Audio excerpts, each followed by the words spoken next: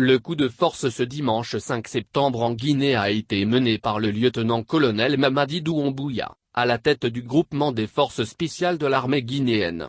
Un drapeau guinéen sur les épaules, il s'est exprimé à la radio-télévision nationale, la RTG, pour annoncer l'arrestation d'Alpha Condé, la dissolution des institutions et la suspension de la Constitution.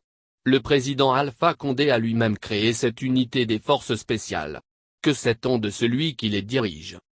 C'est en 2018 que les Guinéens découvrent Mamadi Doumbouya. À l'occasion du défilé militaire pour célébrer l'indépendance, il parade avec sa nouvelle unité des forces spéciales, béret rouge et lunettes de soleil.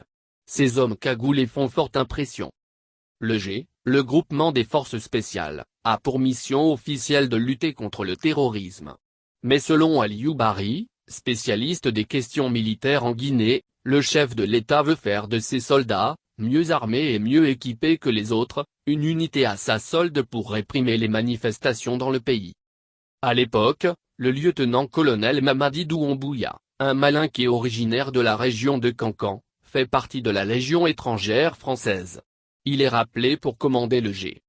Passé par l'école de guerre à Paris, formé également en Israël, au Sénégal et au Gabon, il a servi notamment en Afghanistan, en Côte d'Ivoire et en République centrafricaine.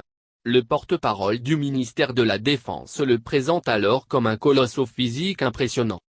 Homme d'ambition, il suscitait la méfiance des autorités qui commençaient à s'inquiéter de ses velléités de prendre le pouvoir.